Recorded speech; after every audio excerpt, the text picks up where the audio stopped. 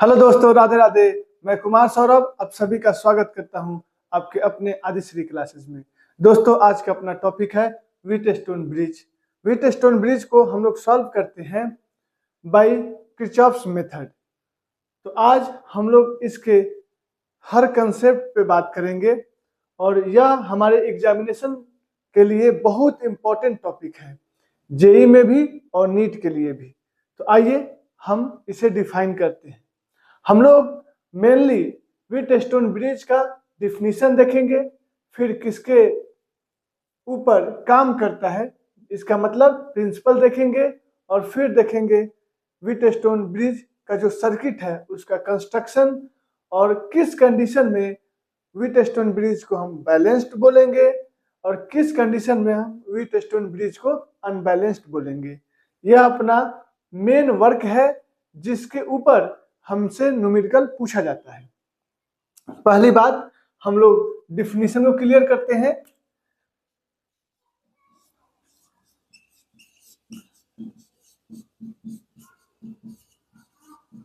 क्या बोलिएगा आप? It is an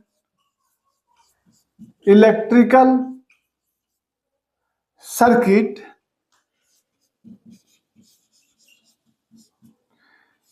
consisting four resistor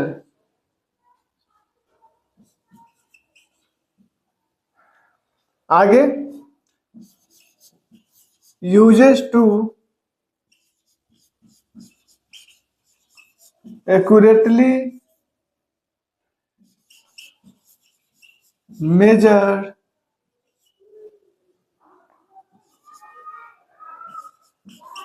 and unknown resistances।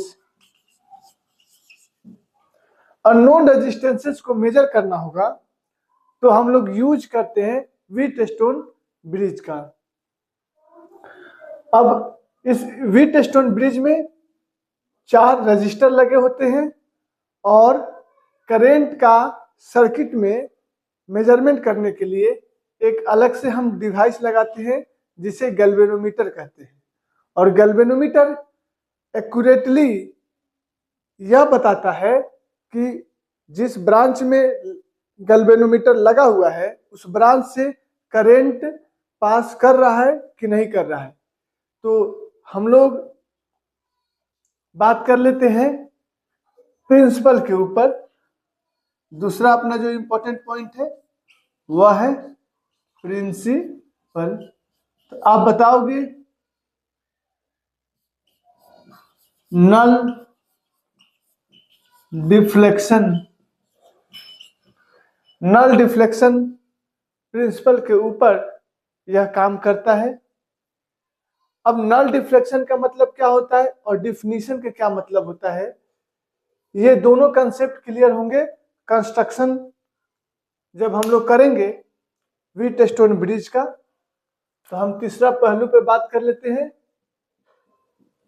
Construction.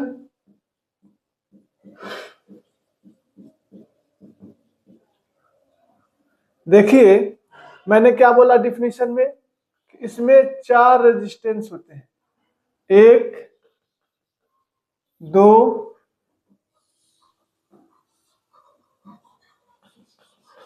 3 और ये 4। ये आपके 4 रेजिस्टेंस को इस टाइप से अरेंज किए हुए हैं। इस रजिस्टर का नाम हम P देते हैं, इसका Q देते हैं, इसे R देते हैं और इसे S।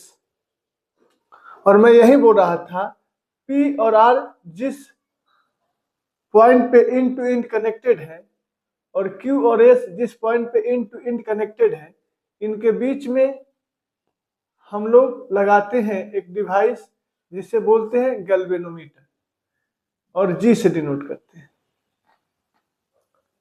यह कंप्लीट इलेक्ट्रिकल अरेंजमेंट है 4 रेजिस्टेंस और एक गैल्वेनोमीटर का। और इसी अरेंजमेंट को हम लोग बोलते हैं व्हीटस्टोन ब्रिज। अब प्रिंसिपल जो मैंने बोला कि व्हीटस्टोन ब्रिज काम करता है नल डिफ्लेक्शन पे, इसका मतलब है कि अगर हम लोग इस गैल्वेनोमीटर के थ्रू करंट देखेंगे तो यह नीडल डिफ्लेक्ट करके बताता है कि इस सर्किट में, यहां से इसका नाम दे देते हैं, ये अपना ए है, ये अपना बी है, ये अपना सी है और ये अपना डी है। तो जो बीडी ब्रांच है इसमें करंट पास कर रहा है कि नहीं कर रहा है गैल्वेनोमीटर डिटेक्ट कर कर बताता है। अगर गैल्वेनोमीटर का यह नीडल यहाँ 0 पॉइंट है, 0 पॉइंट पे शो करता है, तो हम बोलेंगे कि इस गैल्वेनोमीटर अर्थात बीडी ब्रांच से कोई करंट पास नहीं कर रहा और यह डिफ्लेक्ट करके किसी दूसरे पोजीशन पे होता है, तो हम लोग बोलेंगे कि गैल्वेनोमीटर के थ्रू करंट पास कर रहा है। क्लियर हुआ? इसीलिए हमने बोला कि यह काम करता है नल डिफ्लेक्शन के प्रिंसिपल के ऊपर। अगला बात कि सर इस व्हीटस्टोन ब्रिज को हम लोग बैलेंस व्हीटस्टोन ब्रिज कब बोलेंगे? तो चौथा पॉइंट, व्हीटस्टोन ब्रिज को हम लोग balanced Wheatstone bridge, balanced Wheatstone bridge कब बोलते हैं? अगर यह गैल्वेनोमीटर शो करता है कि बीडी ब्रांच में कोई करंट पास नहीं कर रहा है, अर्थात करंट थ्रू गैल्वेनोमीटर अगर 0 है तो हम बोलेंगे कि जो अपना व्हीटस्टोन ब्रिज है यह बैलेंस्ड है। अगर करंट 0 हो जाएगा, इसमें करंट पास नहीं करेगा, तो जो पोटेंशियल बी के पास होगा वही पोटेंशियल डी के पास होगा। कहने का मतलब ये throughout B to D same potential हो जाएगा। एक बात आप ध्यान रखिए, बहुत आपके न्यूमेरिकल में ऐसा सर्किट मिलेगा व्हीटस्टोन ब्रिज का कि यह गैल्वेनोमीटर नहीं बना के यहाँ पे एक रेजिस्टेंस लगा दिया रहेगा। तो गैल्वेनोमीटर का खुद का रेजिस्टेंस होता है, तो हम इस गैल्वेनोमीटर को एक रेजिस्टेंस के थ्रू भी दिखा सकते हैं। क्लियर? तो अगर करंट थ्रू गैल्वेनोमीटर 0 हो गया तो हम बोलेंगे potential of point B equal हो जाएगा पोटेंशियल ऑफ पॉइंट डी। ये दोनों पॉइंट का पोटेंशियल सेम हो जाएगा, और ऐसा हो गया तो इस रजिस्टर को, या मैं बोलूं इस गैल्वेनोमीटर को सर्किट में रखने से कोई फायदा नहीं है। तो हम क्या करेंगे? रिमूव कर देंगे, रिमूव गैल्वेनोमीटर, गैल्वेनोमीटर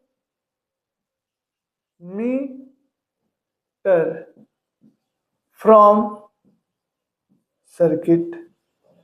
आप सर्किट से रिमूव कर दीजिए गैल्वेनोमीटर को। जब आप रिमूव कर दोगे तो आपका सॉल्यूशन करना इजी हो जाएगा, और फिर जब हम इस सर्किट पे किरचॉफ्स मेथड अप्लाई करेंगे तो पी क्यू और आर एस जो रजिस्टर है इसमें हमें रिलेशन मिल जाता है कि P अपॉन Q का रेशियो इक्वल होगा R अपॉन S के रेशियो के। लेकिन मैंने डिफिनीशन में एक और बात लिखी है कि हम इसे यूज करते हैं अननोन रेजिस्टेंस को मेजर करने के लिए। तो देखिए होता क्या है, यहाँ पे जो हमारा PQ दो रेजिस्टेंस है यह नोन रेजिस्टेंस होते हैं, मतलब इसका वैल्यू हमने ऐसा सेलेक्ट किए रहते हैं जो हमें पता होता है। ये अपना नोन रजिस्टर है, और R जो रखते हैं इस R रजिस्टर को हम लोग वेरिएबल रखते हैं, और S जो है यही अपना अननोन रेजिस्टेंस है, अननोन रजिस्टर है। जिसका वैल्यू हमें कैलकुलेट करना है। क्लियर हुआ? अब अगर यह एस अननोन है तो आप इजीली कैलकुलेट कर सकते हैं। एस को इधर लेके चले जाइए, एस इक्वल टू कितना हो जाएगा, Q upon P into R. आप आराम से अब इसे सॉल्व कर सकते हैं, क्योंकि Q भी हमें नोन है, P भी नोन है और R वेरिएबल है। तो हम लोग इसे वैरी कराते हैं और एक ऐसा वैल्यू सेलेक्ट करते हैं जिसके लिए BD ब्रांच में करंट का वैल्यू 0 हो जाए। इसी को वैरी कराते हैं। और जो डिवाइस यूज करते हैं रेजिस्टेंस को वैरी कराने के लिए, उसे हम लोग बोलते हैं रियोस्टेट। हम इन सभी डिवाइस को डिटेल से पढ़ेंगे इलेक्ट्रिकल इंस्ट्रूमेंट में। क्लियर है यह बात? और पॉइंट नंबर 5 में क्या है कि हमें कंडीशन बताना है कि अनबैलेंस व्हीटस्टोन ब्रिज कब बोलेंगे। अनबैलेंस्ड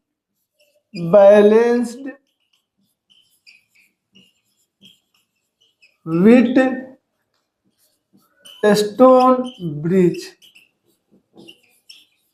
कब बोलेंगे। दोस्तों, हम लोग व्हीटस्टोन ब्रिज को अनबैलेंस्ड कब बोलेंगे, अगर ये जो BD ब्रांच है इसमें करंट का वैल्यू नॉन जीरो होगा, तब हम पूरे सर्किट को बोलेंगे कि अपना व्हीटस्टोन ब्रिज अनबैलेंस्ड है। तो अनबैलेंस्ड व्हीटस्टोन ब्रिज का मतलब हुआ, इसे शॉर्ट में लिखते हैं अनबैलेंस्ड व्हीटस्टोन ब्रिज। अगर अनबैलेंस्ड व्हीटस्टोन ब्रिज है तो जो करंट गैल्वेनोमीटर से पास करता हुआ शो करेगा वह होगा नॉन जीरो। मतलब करंट गैल्वेनोमीटर डिटेक्ट करेगा, कुछ ना कुछ उसका वैल्यू होगा। अगर ऐसा होगा तो जो B और D पॉइंट है इसके बीच में रेजिस्टेंस इन्वॉल्व होगा गैल्वेनोमीटर का, इसके कारण दोनों पॉइंट का पोटेंशियल अलग अलग होगा। मतलब हम यहाँ से बोल सकते हैं कि potential of point B is not equal to potential of point D। इसका मतलब कि अगर हम लोग इसके ऊपर लगाएं किरचॉफ्स मेथड, तो जो इनके रेजिस्टेंसेज हैं P और Q, इनका रेशियो आपस में इक्वल नहीं होगा R और S रेशियो के। ओके, तो यह अपना अनबैलेंस्ड व्हीटस्टोन ब्रिज की कहानी है। आपको स्पष्ट समझ में आया होगा। आइए अब हम लोग व्हीटस्टोन ब्रिज के कंस्ट्रक्शन जो देखे, उसमें जितनी भी पॉसिबिलिटी है और जो हमें न्यूमेरिकल में व्हीटस्टोन ब्रिज देता है ताकि हम कंफ्यूज कर जाए, पहचान ना पाए, उनमें से हम जो रेगुलर फ्रीक्वेंटली पूछे जाने वाले सर्किट डायग्राम है उसे आपके सामने बना बनाकर सिखाते हैं, ताकि आप एक ही बार में क्वेश्चन में देखें तो डायरेक्ट आपके दिमाग में हिट कर जाए कि यहाँ पे व्हीटस्टोन ब्रिज का कंसेप्ट अप्लाई करना है। पहला बात कि हम लोगों ने कंस्ट्रक्शन में क्या देखा कि एक रजिस्टर यहाँ है, दूसरा रजिस्टर यहाँ है, तीसरा रजिस्टर यहाँ है, चौथा रजिस्टर यहाँ है और इसके बीच में एक गैल्वेनोमीटर है जिसे हम रेजिस्टेंस के थ्रू दिखा रहे हैं। इसका नाम हमने दिया P, Q, यहाँ R, S और इसका नाम दे देते हैं W। और ये अपना इंड हो गया A और ये अपना था पॉइंट C। ये अपना है B और ये अपना है D। क्लियर है? तो ये अपना व्हीटस्टोन ब्रिज है। अब आप इसमें देखोगे तो कोई भी दो रेजिस्टेंस ना ही पैरेलल में है और ना ही सीरीज में है। यही व्हीटस्टोन ब्रिज का खासियत है कि यह चार रेजिस्टेंस और एक गैल्वेनोमीटर का ऐसा अरेंजमेंट है जिसमें कोई भी दो रेजिस्टेंस ना ही सीरीज में होते हैं ना ही पैरेलल में होते हैं। और यही कारण है कि हमें KCL या KVL से इस सर्किट को सॉल्व करना पड़ता है। अब देखिए मैं करता क्या हूं कि यह जो पॉइंट A है इसे एज इट इज रखता हूं। यह जो पॉइंट सी है उसे एज इट इज रखता हूं, और ये जो पी है इसको मैं यहां पे ऐसे बनाता हूं। ये जो आर है, ये पॉइंट बी है, ये जो आर है इसको मैं इस तरीके से कंस्ट्रक्ट करता हूं। ये रेजिस्टेंस आर हो गया। वही बात है, पी पॉइंट है और इसके राइट में आर है, लेफ्ट में पी है, और पी जुड़ा हुआ है ए से। फिर देखिए ए से ही निकल रहा है पॉइंट क्यू के लिए, तो आप यहां से एक रजिस्टर लगाइए और यह रजिस्टर क्यू हो गया, और यह पॉइंट क्या है डी।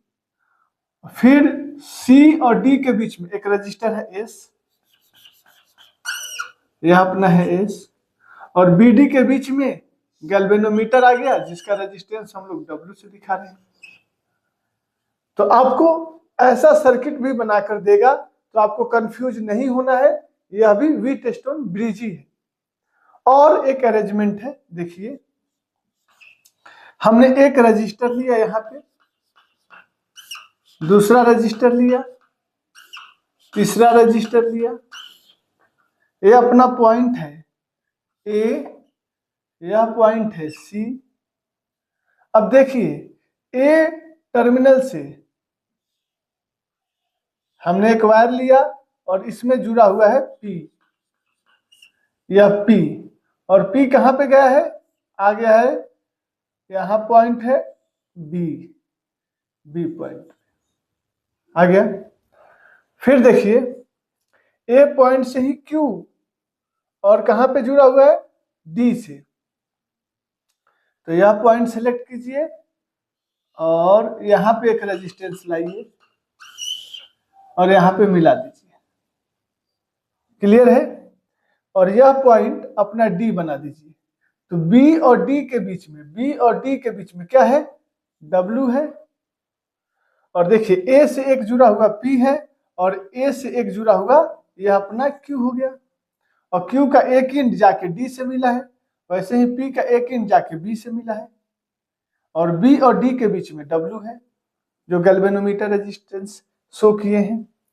इधर आइए, तो बी से आगे बढ़िएगा तो क्या है, बी से आगे बढ़िएगा तो रेजिस्टेंस आर है, और फिर यहाँ पे सी और डी के बीच में, सी और डी के बीच में यह रेजिस्टेंस क्या है, ए से है। तो यह भी अरेंजमेंट आपको दे सकता है न्यूमेरिकल में, तो आप समझिएगा कि यह भी अरेंजमेंट क्या है, व्हीटस्टोन ब्रिज का ही है। अगला बात देखिए, हम लोग ट्रेंगुलर फॉर्म में भी व्हीटस्टोन ब्रिज देता है। देखिए एक ट्रायंगल बनाते हैं,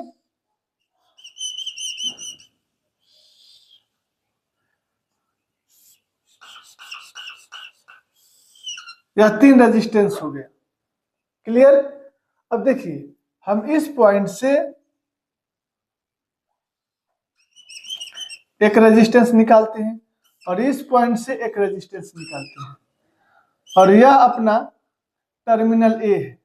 अब ध्यान से देखिए, यह अपना टर्मिनल ए है, ए से 2 रेजिस्टेंस पी और क्यू निकलता है, तो इसका नाम दे दिए पी और इसका नाम दे दिए क्यू।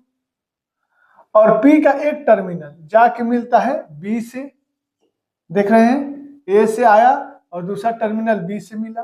वैसे ही क्यू का एक टर्मिनल तो ए से है और दूसरा टर्मिनल डी से जुड़ा हुआ है, और बी और डी के बीच में क्या है, डब्ल्यू रेजिस्टेंस है।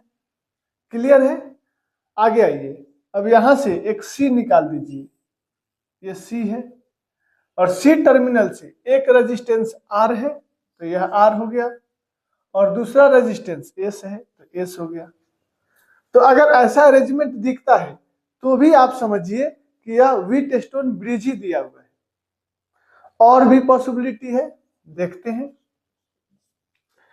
4 रेजिस्टेंस को एक स्क्वायर पे या एक रेक्टेंगल पे रख लीजिए,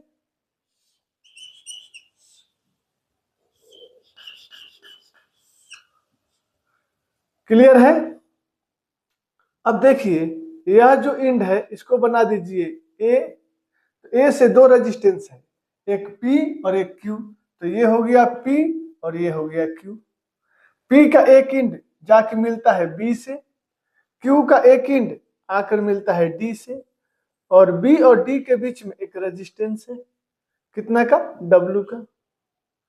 D का एक इंड D से क्या जुड़ा हुआ है? S, तो ये S हो गया, और दूसरा इंड यहाँ आया, और किससे मिला है? C से, तो C यहाँ पे निकाल दीजिए, और C और B के बीच में एक रेजिस्टेंस है R, तो ये हो गया R। तो आप इस पांचों कंस्ट्रक्शन को ध्यान में रखोगे। देखिए 1 2 3 4 5, ये पांचों कंस्ट्रक्शन आपको जहां पे दिखे तो आप पहले समझ जाइए कि व्हीटस्टोन ब्रिज दिया हुआ है। उसके बाद यह बैलेंस है या अनबैलेंस्ड है, इसके लिए P/Q और R/S का रेशियो निकालिए। अगर यह इक्वल हो जाता है तो बैलेंस व्हीटस्टोन ब्रिज होगा, अगर इक्वल नहीं होता है तो अनबैलेंस व्हीटस्टोन ब्रिज होगा। अगर बैलेंस व्हीटस्टोन ब्रिज आपको पता चल गया, मतलब P/Q R/S का रेशियो आपको मिल गया, तो इस बीच वाले रजिस्टर W को रिमूव कर दीजिए सर्किट से, और सिंपल P और R फिर हो जाएगा सीरीज में, Q और S हो जाएगा सीरीज में, और सक्सेसिव रिडक्शन से इसे सॉल्व कर दीजिए। क्लियर है? अगर पता चल जाए कि नहीं P और Q का रेशियो R/S के रेशियो के इक्वल नहीं है, तो आप जान जाइए कि यह अपना अनबैलेंस व्हीटस्टोन ब्रिज का केस है, और इसे सॉल्व करने का हमारे पास एक ही मेथड अभी है, वह है किरचॉफ्स मेथड। या तो आप KCL से सॉल्व करिए या KVL से सॉल्व करिए। मेरे हिसाब से आप इसे KCL से सॉल्व करिएगा। KCL से सॉल्व करने में फायदा है कि नंबर ऑफ अननोन कम आएंगे, इक्वेशन कम बनेगा, और कैलकुलेशन इजी रहेगा in comparison with KVL। Note करिए दोस्तों, आपके दिमाग में एक बात चलता होगा, सर ने कैसे बैलेंस्ड व्हीटस्टोन ब्रिज के लिए P/Q का रेशियो इक्वल कराया R/S के रेशियो के। तो आइए इस बात के लिए हम लोग एक बार सर्किट का एनालिसिस करते हैं किरचॉफ्स करंट लॉ से, और प्रूफ करते हैं उस कंडीशन को कि कब बैलेंस होगा, और बैलेंस होगा तो हमें P, Q, R और S में क्या रिलेशन मिलेगा। दोस्तों, हमने आपको बताया था कि अगर हमें KCL अप्लाई करना है तो सबसे पहले आप क्या करिए कि इन दोनों A और C टर्मिनल को लेकर एक बैटरी कनेक्ट कर दीजिए। तो हमने एक बैटरी इसके कॉरस्पॉन्डिंग कनेक्ट कर दिया, और मान रहे हैं कि इस बैटरी का पोटेंशियल V है। दूसरा स्टेप क्या होता है कि सर इस पोटेंशियल को आप डिस्ट्रीब्यूट करिए हर नोड के कॉरस्पॉन्डिंग।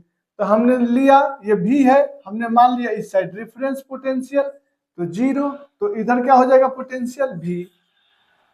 तो यहां भी आपको सब V हो जाएगा, ये सब V है ना, और यहाँ पे ये सब 0 हो जाएगा, तो यह सब पोटेंशियल 0 हो गया। अब हमारे पास B नोड बचा और D नोड बचा, जिसका पोटेंशियल हम नहीं डिसाइड कर पा रहे हैं, क्योंकि इधर से भी रेजिस्टेंस है और इधर से भी रेजिस्टेंस है। तो हम इस B पॉइंट का पोटेंशियल मान लेते हैं X, और D पॉइंट का पोटेंशियल मान लेते हैं Y। क्लियर है? सेकेंड स्टेप हो गया। थर्ड स्टेप में क्या करते हैं कि सर अप्लाई करते हैं किरचॉफ्स करंट लॉ। तो क्या होगा, अगर B नोड को पकड़ते हैं तो ऑल आउटगोइंग करंट्स, मतलब B2 इधर A की तरफ जाता हुआ, B2 C की तरफ जाता हुआ, और B2 D की तरफ जाता हुआ, इन सभी आउटगोइंग करंट्स का सम 0 होगा जंक्शन B के लिए। तो हम बात करते हैं for node B sum of all outgoing currents equal to 0। तो लिखिए यहां x माइनस 0 अपॉन r। यहाँ पे देख लीजिए ये 0 पोटेंशियल है तो सब 0 हो जाएगा। यहाँ पे आप दिखा लीजिए ये सब 0 पोटेंशियल है। फिर इधर लिखिएगा तो x minus Y upon W plus x minus Y upon W. इधर लिखिएगा तो x माइनस भी upon p is equal to 0। एक इक्वेशन मिल गया। अब आप बात करिए नोड डी के लिए, तो हम लिखते हैं फॉर नोड डी। तो यहाँ पे ऑल आउटगोइंग करंट्स लिखना होगा, तो आप कैसे लिखोगे? इधर जाता हुआ करंट, इधर जाता हुआ करंट और इधर जाता हुआ करंट, सबका सम 0 हो जाएगा। तो all outgoing currents at junction D equal to 0। लिखते हैं y minus 0 upon S, y minus 0 upon S plus y minus x upon w, y minus v upon q is equal to 0। यह equation 2 है। अब balance Wheatstone bridge के लिए क्या condition हम लोगों ने रखा था? अगर मैंने यही बोला था कि अगर बैलेंस्ड व्हीटस्टोन ब्रिज अगर इस सर्किट को बोलेंगे तो पोटेंशियल जो होगा B का और जो पोटेंशियल होगा D का आपस में सेम होगा। तो हम यह कंडीशन डाल देते हैं। इसका मतलब x इज इक्वल टू क्या होगा? y। अब इस दोनों इक्वेशन में x और y को इक्वल कराइएगा तो आप पाओगे कि यह टर्म हो जाएगा 0। यही कंडीशन था ना बैलेंस व्हीटस्टोन ब्रिज का, कि दोनों का पोटेंशियल सेम होना चाहिए। अगर हो जाएगा तो इस W के थ्रू कोई भी करंट पास नहीं करेगा। क्लियर सी बात है। तो यहां हो गया यह 0 और यहां हो गया यह टर्म 0। इक्वेशन में 1 में क्या बचा? x upon r plus x minus भी upon p is equal to 0। और आप काम करिए, इसको इधर रखिए x अपॉन r और इसको दूसरे साइड ले जाएंगे तो माइनस x माइनस भी अपॉन p। यह इक्वेशन 3 बना लीजिए। वैसे ही इक्वेशन 2 को सॉल्व करिए तो क्या आ जाएगा? y upon s plus y minus भी upon q is equal to 0। और हम लोग y अपॉन s इधर रखते हैं और जब इसको दूसरी साइड ले जाएंगे तो y के जगह पे हम x लिख सकते हैं, क्योंकि बैलेंस व्हीटस्टोन का कंडीशन हम लोग इस इक्वेशन में पुट कर रहे हैं तो दोनों का पोटेंशियल सेम होता है। तो y को हम लोग रिप्लेस कर सकते हैं x से, तो लिखे x माइनस भी अपॉन q। यह इक्वेशन 4 हो गया। यह इक्वेशन 4 हो गया। अब 3/4 कर दीजिए। इक्वेशन 3 को 4 से डिवाइड कर दीजिए। कर दिया, क्या मिलेगा? x अपॉन r और यहाँ फिर जो y है इसको भी हम लोग रिप्लेस कर देते हैं x से। तो ये हो जाएगा x upon r upon x upon s is equal to minus x minus भी अपॉन p, x माइनस भी upon p upon x minus भी अपॉन q। और यह देखिए पॉजिटिव है, दूसरी साइड जाएगा तो ये भी निगेटिव हो जाएगा, तो यहाँ माइनस साइन रखिए, ये भी हो जाएगा माइनस। तो यह x कैंसिल हो जाएगा, s गया ऊपर और r हो जाएगा नीचे। इक्वल टू वैसे ही x minus B cancel, minus minus cancel, तो q चला जाएगा ऊपर, p आ जाएगा नीचे। तो आप यहां से हमने जो कंडीशन डाला था इसको इन्वर्स कर दीजिए। पहले मैं इसको लिखता हूं p ऊपर q नीचे, वैसे ही इसको ऊपर भेज दीजिए, r ऊपर s नीचे। तो देखिए प्रूफ होके आ गया कि नहीं, कि अगर b और d का सेम पोटेंशियल होगा तो हमें पता है b और d का अगर सेम पोटेंशियल हो गया तो इससे कोई करंट पास नहीं करेगा। मतलब current through W is equal to 0, अर्थात current through galvanometer equal to 0। पहला बात। दूसरा, अगर दोनों का पोटेंशियल सेम हो जाएगा तो P upon Q is equal to R upon S होगा। जो रेजिस्टेंसेस का रेशियो होंगे वो आपस में इक्वल है। तो इसी कंडीशन को हम लोग क्या बोलते हैं, कंडीशन ऑफ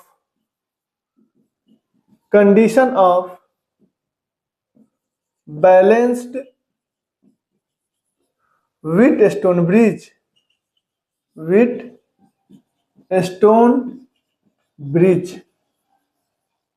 क्लियर है।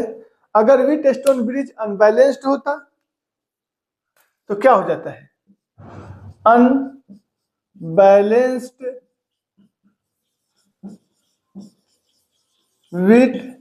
व्हीटस्टोन ब्रिज है तो हम लोग क्या बोलते, अनबैलेंस व्हीटस्टोन ब्रिज है तो पहला कंडीशन कि सर पोटेंशियल जो होगा बी का वह इक्वल नहीं होगा पोटेंशियल ऑफ डी।